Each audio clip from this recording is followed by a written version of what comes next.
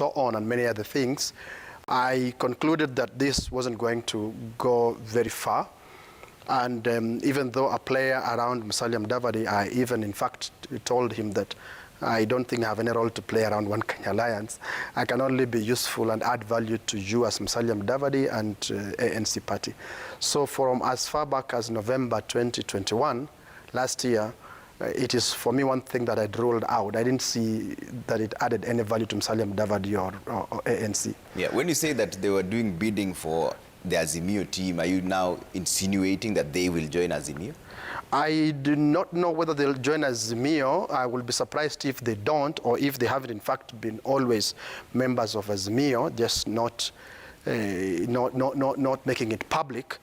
But that was like a secret hidden in plain sight, that they were doing Azimio's bidding. They were sort of holding, playing, if you like, let me use this words, playing Musalia along, like just let's hold him, let's play games with him, and as time goes, and ultimately perhaps we will push him into accepting the role that has been defined for him, designed and defined for him in Azimio. Yeah. So that for me was very clear. Yeah. So you think Musalia pulled a fast one on them before they ditched him? I don't think I know. What do you mean? Yeah.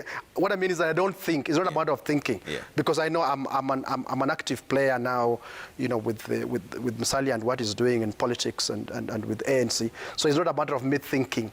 It's what I know, that that we in ANC planned that, look, don't invest in this, don't look at this as part of your future, your political future at least. Yeah, you have to look elsewhere. You have to chart your course, chart your path. Okay. Yes. Barrack, I'd like to get your reactions from what Simekha is saying, but was it the right timing politically for Musalia Mudavadi to, or did he reveal his cards too soon? Simekha is kind of shy. If you listen to him carefully and you read between the words, he's essentially saying the same thing that I'm saying, that this arrangement was doomed to fail. It was directionless, it was rudderless, it was leaderless, it was idealess. And there was also even a hidden external hand, the hand of His Excellency the President Uhuru Kenyatta, who was trying to whip these people together for his own purpose, and which purpose was at cross purposes with their own purposes.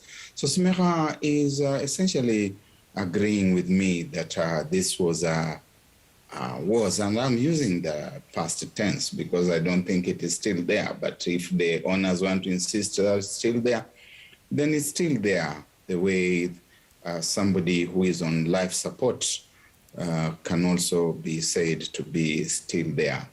In the proper order of time, they are going to have to decide whether they are going to slog along on their own and, of course, suffer a humiliating defeat, because if they are not on either the Azimio side or the UDA ANC side, anything in between is going to be run over. Those who stay in the middle of a road like this one are going to get run over. In terms of timing, is it the correct time? Time is out of joint. The electoral process has already begun. The primaries are going to be taking place in the month of April. By the 22nd of April, they will be done and dusted. The month of May is going to be a period when those who have been cleared by their parties, who have won the party primaries, are finishing their business with the IEBC. And then, of course, from the 30th of May to the 6th of August is the official campaign period. So we are already on the home stretch. And if you are still prevaricating, you are still procrastinating, you are still dilly-dallying, I think the train is going to leave you. Okay. Simekha, DAP Kenya has made a declaration that they are parting ways with Musalia, and that what impact will that have on the ground for Musalia? Many people, in fact, most of the Western leaders have said that they are not with him on this. Who is most of the Western leaders? Who's that? Sorry, I'm sorry that I have to ask you this. What do you mean by most of the Western leaders? Nabulindo is one of them who's come out.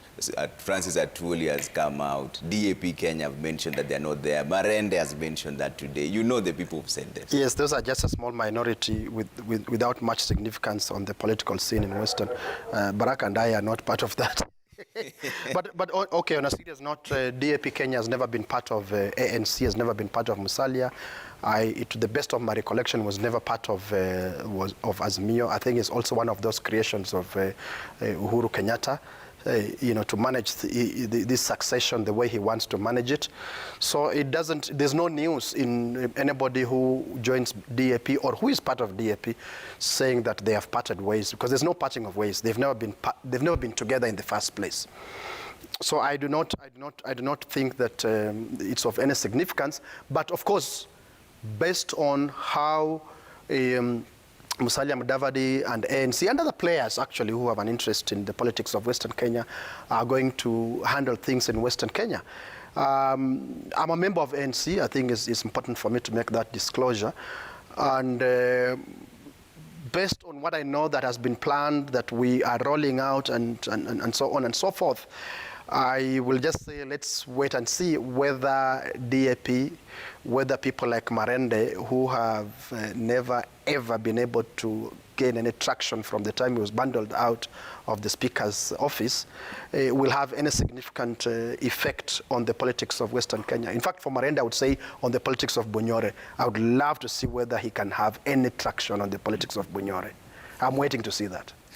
Barrack, do you think the impact